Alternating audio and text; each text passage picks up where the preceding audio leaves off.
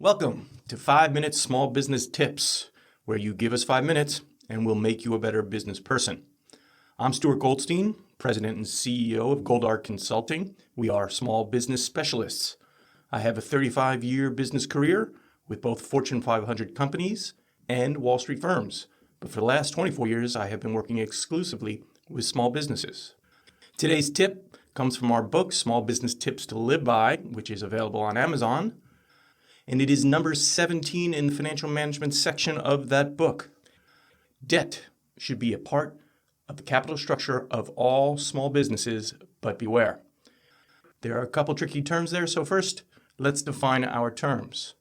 Debt is the name in business we give to all monies owed to someone or something like a bank or a lending institution, such as a credit card company. When a business takes a loan, either short-term, like a credit card, or long-term, like a bank loan, we refer to the amount which needs to be repaid as the outstanding debt. Capital structure refers to how a company finances its business. Finances mean raises cash that it can use in operations. There are two elements: equity, which is the selling of shares to receive cash, and debt, which is borrowing money to have cash.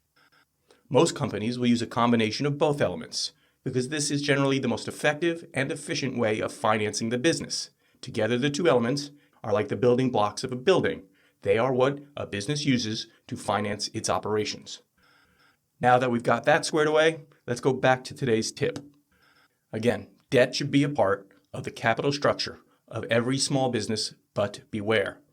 Be it a bank loan, a personal loan from your cousin or family members, a small business loan from the government, or even credit card loans, every small business should have some amount of debt in their capital structure. Why? Because having debt allows you to leverage your shares in the company without having to give up any of those shares in the company. Remember, you only have 100% of the shares initially.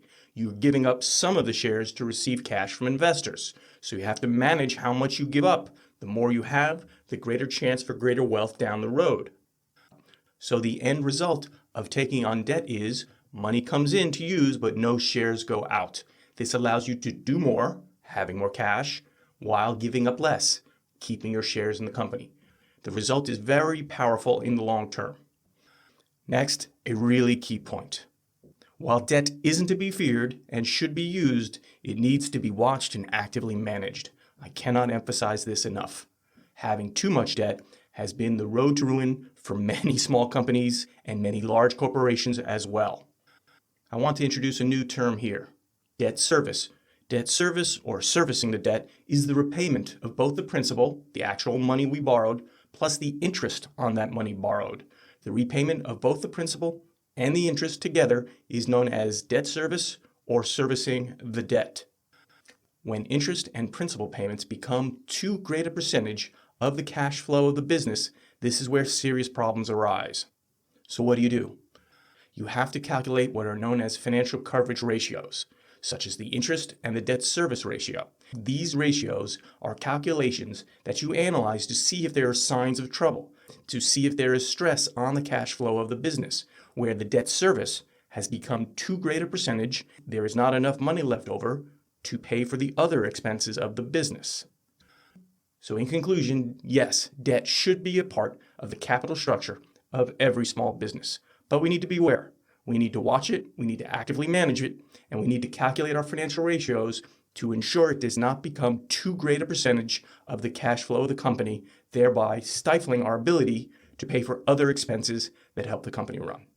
If we use debt effectively, it is a great tool for enhancing wealth in the business by allowing us to do more, receive cash, and give up less shares in our company. So that's our tip for today. A friendly reminder: great business people aren't born, they are made.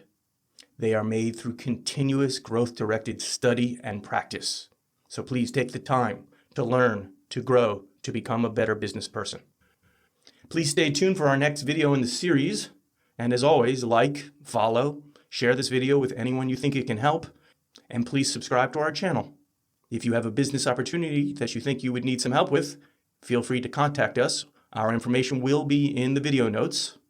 And again, our new book, Small Business Tips to Live By, is available on Amazon in both paperback and Kindle ebook format. This has been 5 Minute Small Business Tips. We'll see you again soon.